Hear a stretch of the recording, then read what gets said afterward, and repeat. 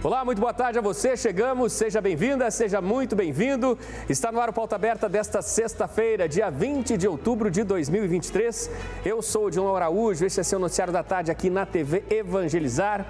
A você de todo o país, sempre ligadinho com a gente, muito obrigado pelo carinho da sua companhia. E vamos juntos, então, a partir de agora, com os nossos destaques do jornal de hoje. Gasolina mais barata. A Petrobras anunciou redução de 12 centavos por litro no preço do combustível. Um alívio para o orçamento do consumidor. Mas atenção, o diesel vai ficar mais caro. Prévia do PIB brasileiro recua. Os números de agosto do IBCBR foram divulgados nesta sexta-feira pelo Banco Central. Do total das mais de 6 milhões de empresas endividadas no país, 88% são micro e pequenas. As dívidas de todas somadas podem chegar a quase 120 milhões de reais.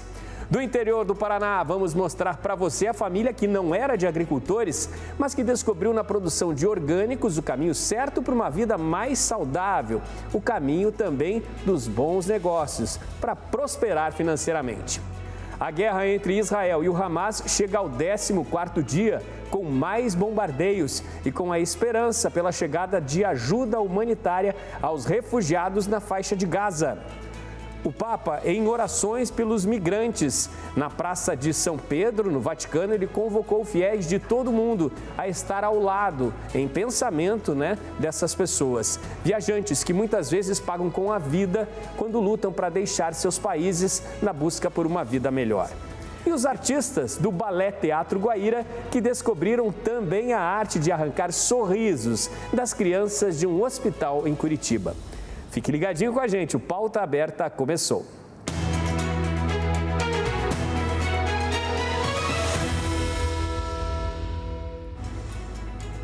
A Petrobras anunciou redução no preço da gasolina e aumento no valor do diesel, os combustíveis vendidos às distribuidoras. Os novos valores passam a valer a partir de sábado. A gasolina vai ter redução de 12 centavos por litro, comercializada pela Petrobras a R$ 2,81 o litro. O diesel terá aumento de 25 centavos por litro, passando a cobrar R$ 4,05 o litro. A petroleira diz que os preços de venda tanto da gasolina como do diesel acumulam queda neste ano. No caso da gasolina, a redução é de 27 centavos por litro e do diesel de 44 centavos por litro. Anunciou em maio deste ano mudanças na política de preços. Desde então, a estatal não segue mais a política de paridade internacional, PPI, que reajustava o preço dos combustíveis com base nas variações do dólar e da cotação do petróleo no exterior. Apesar de a Petrobras produzir grande parte da gasolina e diesel consumidos no Brasil, o país ainda depende de importações, cujos preços são definidos de acordo com a cotação internacional. Os valores ditados pela petroleira não são os mesmos dos postos de combustíveis. Os preços nas bombas também levam em conta os impostos e a margem de lucro das distribuidoras e revendedoras. O petróleo tipo Brent, usado como referência no mercado, estava sendo negociado a aproximadamente $93, uma alta de quase 10% desde o início da guerra no Oriente Médio.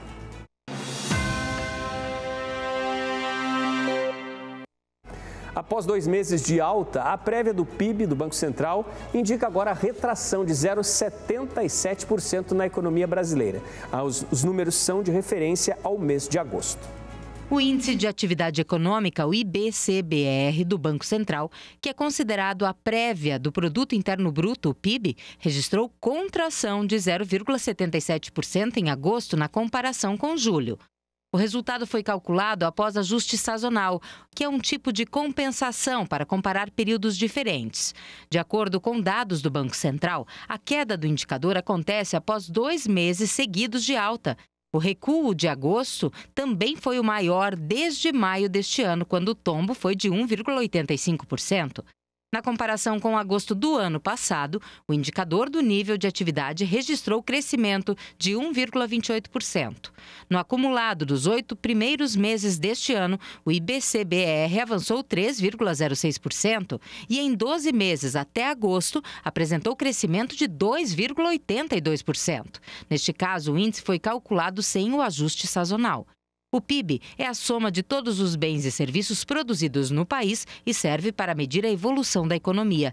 Já o IBC-BR do Banco Central é um índice criado para tentar antecipar o resultado do PIB, mas os resultados nem sempre mostram proximidade com os dados oficiais divulgados pelo IBGE. Em 2022, a economia cresceu 2,9%, o que representa desaceleração em relação à expansão de 5% registrada no ano anterior. Nos 3 primeiros meses deste ano, na comparação com o trimestre anterior, o PIB avançou 1,9%, ficando acima da expectativa do mercado financeiro. O resultado foi impulsionado principalmente pela agropecuária e, no segundo trimestre, cresceu 0,9%. Para este ano, o mercado financeiro estima uma alta de 2,92% para o PIB, com estabilidade frente ao resultado do ano passado. Já para 2024, a expectativa é de um crescimento menor, de 1,50%. O IBC-BR é uma das ferramentas usadas pelo Banco Central para definir a taxa básica de juros do país. Com o menor crescimento da economia, por exemplo, teoricamente haveria menos pressão inflacionária. Em setembro, a taxa básica de juros foi reduzida para 12,75% ao ano, a segunda queda seguida na taxa básica de juros, a Selic. Do total de empresas inadimplentes, hoje no Brasil, 88% são pequenos negócios. Os números divulgados nesta sexta-feira são da Serasa Experian e revelam nada menos do que 5.820.000 micro e pequenas empresas estavam na lista da inadimplência em agosto. Este número subiu 5% em comparação com agosto do ano passado. Com o levantamento divulgado agora, apenas as micro e pequenas empresas passam a representar 88,31% do total de empresas endividadas no país. Ao todo, eram 6.590.000 com contas a pagar no mês de agosto. Foi um recorde de toda a série histórica nessa pesquisa. Uma dívida que, se somada, chega a 46.700.000 reais e um valor total a pagar que pode indicar 119.300.000 reais. De acordo com a Serasa Experian, a imensa inadimplência verificada retrata o difícil momento econômico com grandes desafios para empreendedores. E justamente aquelas empresas de menor poder financeiro acabam sofrendo mais para encontrar o equilíbrio nas contas. Planejamento, a possibilidade de renegociação de dívidas e educação financeira tornam-se imprescindíveis a qualquer que seja a estrutura empresarial. O mesmo levantamento divulgado hoje pela Serasa Experian revela ainda que, em agosto, 38,6% das empresas endividadas eram de serviços, 7,7% ligadas ao setor industrial, 0,5% representavam outros setores. Em média, cada empresa endividada tem praticamente 7 contas a pagar. As lições sobre finanças e poupança familiar ainda não são tão comuns nos lares brasileiros, o que acaba impactando aí, no futuro financeiro de crianças e adolescentes. Um levantamento feito também pelo Serasa mostra que 39% dos pais têm o hábito de dar mesada para os filhos. 6 a cada 10 pais não dão mesada aos filhos. Por outro lado, 8 a cada 10 dizem conversar com seus filhos sobre educação financeira. Embora dar mesada seja uma maneira de educar as crianças com relação ao dinheiro, 61% dos pais não dão mesada aos filhos. É o que aponta a pesquisa Finança para os Filhos, Dinheiro é Coisa de Adulto, realizada pela Serasa. Dos que dão mesadas aos filhos, 53% conseguem oferecer o valor de até R$ 60 ao mês. O restante não ultrapassa R$ 100. Agora, os motivos se restringem à compra de lanche na escola, 33%, e ensinar os filhos a poupar para o futuro, 32%. O costume é ainda maior para crianças de 6 a 11 anos, seguido pelos adolescentes, de 15 a 18 anos. A educação financeira começa desde muito cedo. Embora 56% dos participantes tenham dito que não lembram de conversar com os pais sobre finanças na infância. Virando a página agora do nosso jornal, vamos falar sobre o tempo, sobre a forte estiagem que castiga principalmente a região norte do país. Por lá, produtores enfrentam perdas, nas lavouras e também a morte de animais. A região norte do Brasil enfrenta a pior seca desde 1980. Peixes morrem nos viveiros, rios e poços para irrigação secam e frutos não se desenvolvem mais. Os estados atingidos são Amazonas, Pará, Acre e Amapá. No Nordeste, Maranhão, Piauí, Bahia e Sergipe. Além da queda de produção, agricultores relatam dificuldade para escoar o que dá para colher por causa da baixa dos rios e dos obstáculos na estrada, como queda de pontes. A estiagem recorde tem deixado diversos rios estratégicos para a região com volumes abaixo da média histórica. Trechos de rios importantes, como o Rio Negro e o Rio Solimões, formadores do Rio Amazonas, foram afetados. De 80 agricultores da Associação dos Produtores Rurais de Altas-Mirim, no Amazonas, apenas 4 conseguiram irrigar as suas plantações depois que os rios e poços secaram. Um produtor perdeu cerca de 15 mil pés de mamão. Especialistas explicam que em Mojuí dos Campos, no Pará, um agricultor perdeu 30 mil abacaxis, que não cresceram por causa da falta de água. E até os peixes estão morrendo por causa da temperatura da água nos viveiros em Macapá, no Amapá. A temperatura ideal para as espécies criadas no estado, que são o tambaqui e o pirapitinga, é entre 26 e 30 graus centígrados, mas tem chegado aos 35 graus. Em apenas um dos criadouros da região, mais de 3 mil peixes morreram e nenhum pôde ser aproveitado para a comercialização. Além da seca, os produtores também têm sofrido com as queimadas. As temperaturas acima da média, somadas às chuvas abaixo do esperado, aumentam o risco de queimadas na região. A estiagem recorde está relacionada ao fenômeno El Niño, que é o aquecimento do Oceano Pacífico e a distribuição de calor do Oceano Atlântico Norte. Pesquisadores alertam que o calor extremo deve durar até março de 2024. É impressionante essa seca, que atinge o norte do país, e a seca do Rio Negro, no Amazonas, está revelando agora gravuras rupestres com mais de 1000 anos, por conta justamente dessa estiagem histórica na região. Gravuras rupestres esculpidas em paredes rochosas há mais de 1000 anos voltaram a aparecer em Manaus por causa da seca histórica do Rio Negro, que registra o nível mais baixo em 121 anos de medição. A arte pré-histórica está numa área urbana da capital amazonense, em uma região conhecida como Praia das Lajes, de onde se tem uma vista privilegiada para o chamado Encontro das Águas. Os primeiros registros dessas figuras milenares, que por muito tempo ficaram submersas, foram feitos em 2010, quando as águas do Rio Negro baixaram até 13 metros e 63 centímetros. Até então, aquela era a seca mais severa que a capital do Amazonas tinha enfrentado.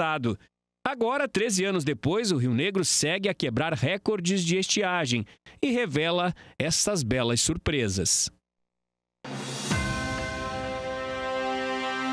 Pesquisadores da Universidade Federal de Minas Gerais contra a dependência de cocaína e crack venceu o Prêmio Euro Inovação na Saúde.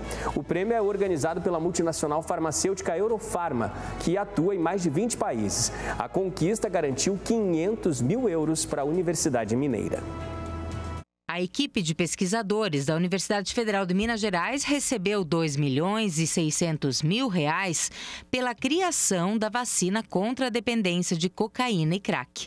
O coordenador da pesquisa, professor Frederico Garcia, do Departamento de Psiquiatria da Faculdade de Medicina, agradeceu à sociedade brasileira que apoiou a campanha. Mais votada por médicos de 17 países, a CALIS-COCA superou outras 11 iniciativas inovadoras no campo da saúde, desenvolvidas na América Latina, entre as quais a Spintec, vacina também desenvolvida na Universidade Federal de Minas Gerais contra a Covid-19. Até o momento, a CALIS-COCA é financiada pelos governos federal e de Minas Gerais e com verbas de emendas parlamentares, e a sua continuidade depende de novos aportes de recursos. Em julho, o secretário secretário de Saúde de Minas Gerais, Fábio Bacheretti, anunciou durante visita da ministra Nízia Trindade à Universidade Federal de Minas Gerais o aporte de R$10 milhões no projeto. Em outra frente, a universidade, por meio da Coordenadoria de Transferência e Inovação Tecnológica, empreendeu o trabalho estratégico de proteção nacional e internacional da tecnologia e busca agora parceiros para licenciá-la. O medicamento desenvolvido pelos pesquisadores mineiros induz o sistema imune a produzir anticorpos que se ligam à cocaína na corrente sanguínea. Essa ligação transforma a droga em uma molécula grande que não passa pela barreira hematoencefálica. O projeto já passou por etapas pré-clínicas, em que foram constatadas segurança e eficácia para o tratamento da dependência de crack e cocaína e prevenção de consequências obstétricas e fetais da exposição às drogas durante a gravidez em animais.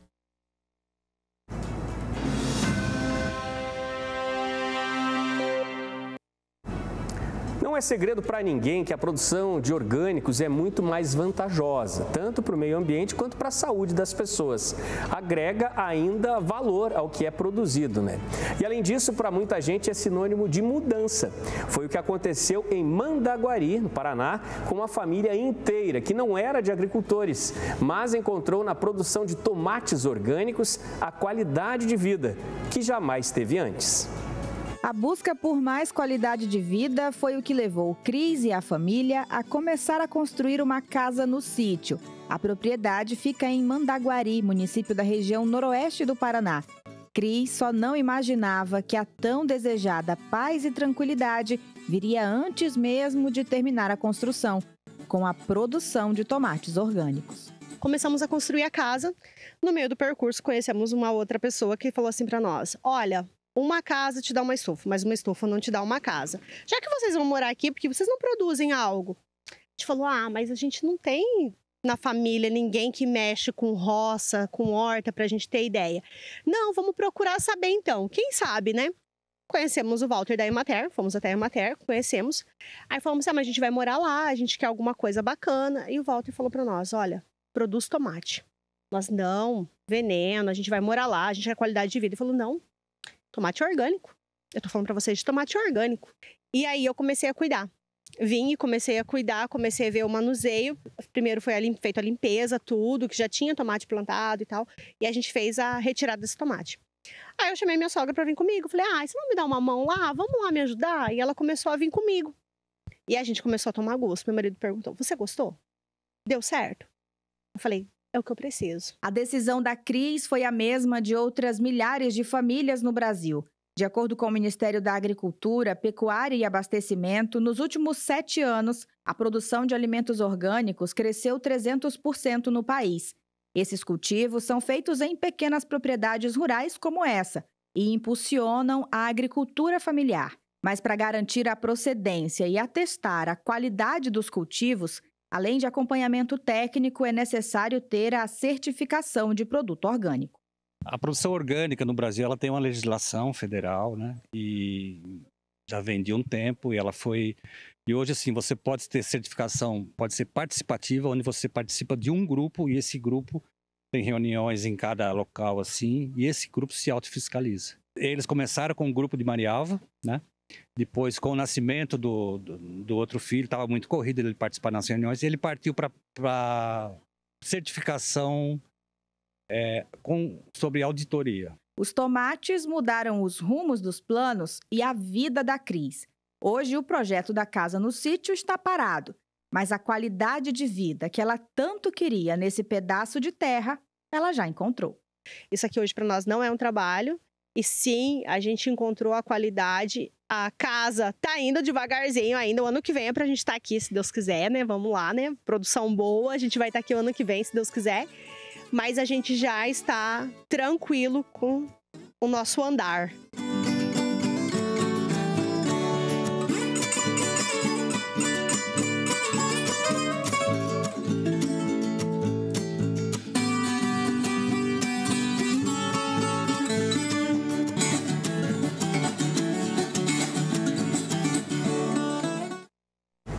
A vida mudou e também ficou mais alegre.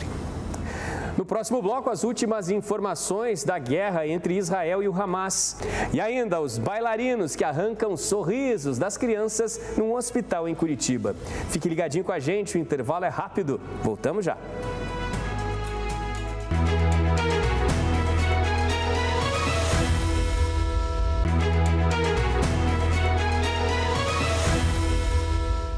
Pauta Aberta está de volta para este segundo bloco. Falamos ao vivo para todo o país.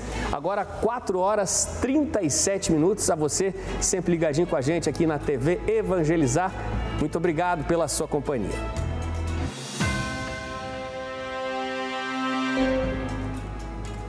O mundo inteiro continua a acompanhar com apreensão a guerra entre Israel e o grupo Hamas, que chegou hoje ao 14º dia. Nesta sexta, o secretário-geral da ONU, Antônio Guterres, chegou, vindo pelo Egito, a passagem de Rafah. É o único ponto de entrada para a faixa de Gaza que não está sob controle de Israel. Ele chegou em clima de preparativos, para o envio da tão esperada ajuda humanitária ao território palestino. O secretário-geral da ONU, Antônio Guterres, esteve nesta sexta-feira na fronteira Egito-Gaza, às vésperas da entrada de ajuda humanitária ao território sitiado. A expectativa é que caminhões com cargas alimentar e médica atravessem o quanto antes a passagem de fronteira de Rafah, o único ponto de entrada no enclave palestino não controlado por Israel. Mais cedo, o Escritório da ONU para Assuntos Humanitários informou que a ajuda humanitária deve começar a entrar no território no sábado ou depois. It is impossible to be here and not to feel a broken heart. É impossível estar aqui e não ficar de coração partido. Estamos vendo um paradoxo. Por trás desses muros temos 2 milhões de pessoas que estão sofrendo enormemente, que não têm água, não têm comida, não têm remédio, não têm combustível, que estão sob artilharia e que precisam de tudo para sobreviver. No water, no food, no medicine, no fuel. That is under fire, that needs everything to survive. Ao longo dos últimos dias, aviões repletos de suprimentos foram enviados de todo o mundo para ajudar os 2,3 milhões de habitantes da faixa de Gaza, mas nenhum carregamento conseguiu cruzar para o território até o momento. But for that, this must be a sustained effort. Este deve ser um esforço sustentado. Não estamos à procura de um comboio. Estamos querendo comboios autorizados com um número significativo de caminhões entrando todos os dias em Gaza, para fornecer apoio suficiente ao povo de Gaza. Trucks to go every day into Gaza to provide enough support to the Gaza people. Do lado palestino da fronteira, trabalhadores multiplicam esforços para preparar a área por onde a ajuda humanitária deve entrar. Dias muito tristes na região e desesperadores para tantas milhares de pessoas que estão na faixa de Gaza praticamente sem alimento, Havia a expectativa de abertura hoje da passagem de Rafah, fronteira do Egito com a faixa de Gaza, para o envio da ajuda humanitária, o que não aconteceu nesta sexta-feira. Houve, inclusive, a perda, por exemplo, de caminhões com combustível que seriam levados a Gaza e que foram incendiados no caminho. São dias muito difíceis. Vale ressaltar o apelo do secretário-geral da ONU, Antônio Guterres, que afirma que essas horas de espera podem ser a diferença entre a vida e a morte para milhares de pessoas que estão no território palestino. Previsão de liberação da fronteira, para a chegada da ajuda humanitária para amanhã ou depois, de acordo com fontes oficiais, informações dadas nesta sexta-feira. Do outro lado, Israel afirmou ter atacado hoje mais de 100 alvos na faixa de Gaza. Seriam túneis, quartéis generais e outros pontos utilizados por grupos terroristas. Agora, infelizmente, um bombardeio perto de uma igreja ortodoxa em Gaza, segundo o Hamas, teria matado 18 pessoas. Todas essas pessoas cristãos de origem palestina.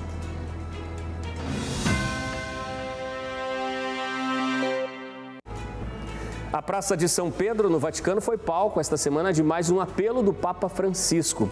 Foi um pedido de orações pelas vidas dos migrantes e pela alma dos que morreram na busca por uma vida melhor.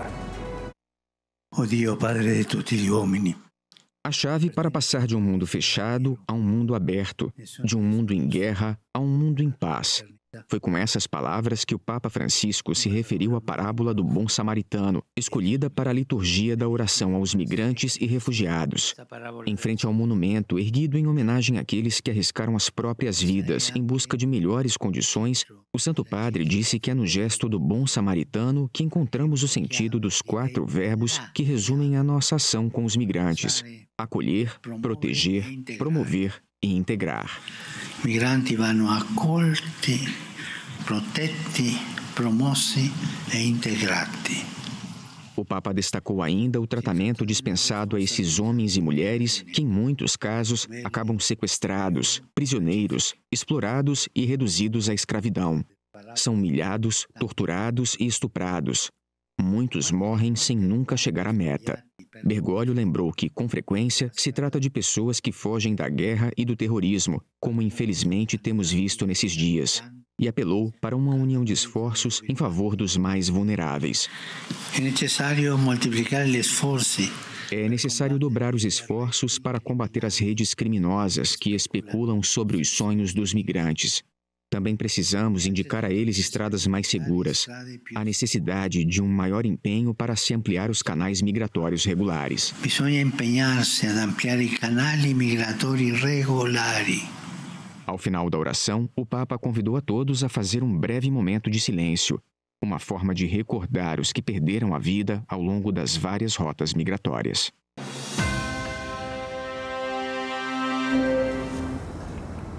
A arte da dança está espalhando sorrisos às crianças do Hospital Pequeno Príncipe, em Curitiba. Com auxílio importante da Lei do Incentivo à Cultura, um dos projetos é do Balé Teatro Guaíra.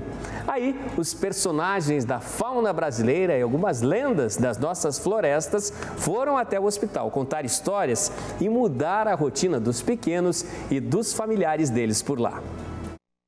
A gente sabe que a realidade de um hospital não é fácil. Seja numa simples entrada ambulatorial, seja num tratamento a longo prazo, o ambiente para pacientes e acompanhantes é sempre sinônimo de tensão. Mas o que fazer para quebrar esse gelo?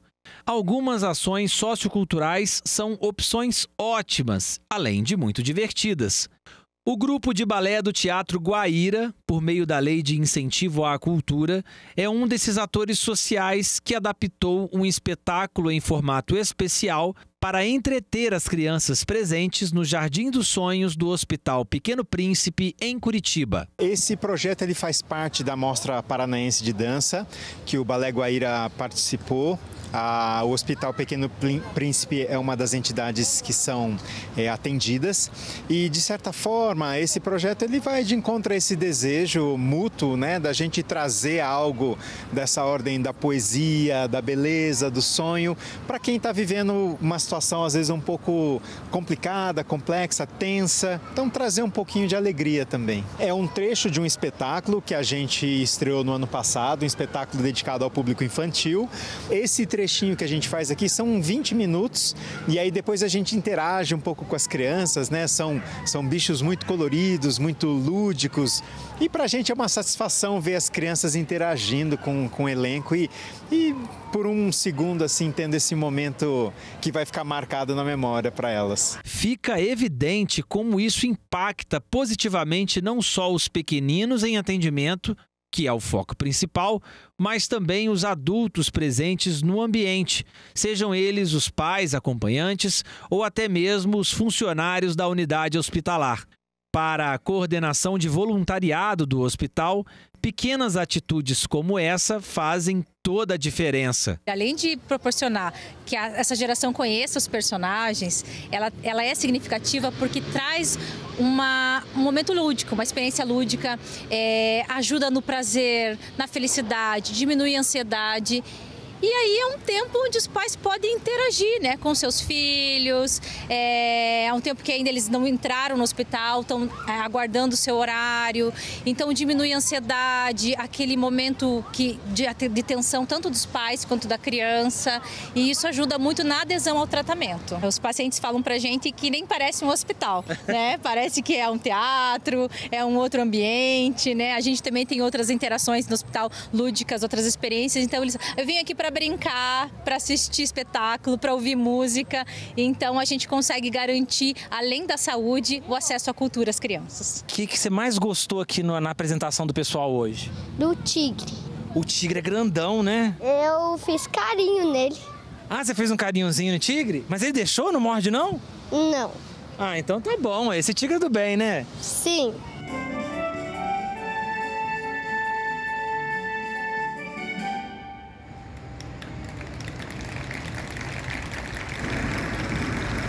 O Tigre e toda a bicharada foram um sucesso. Projeto inspirador, né, e tão importante. Pode ser um pouquinho, mas certamente faz a diferença no dia a dia de quem precisa ainda superar os momentos mais difíceis, né, de internamento no hospital.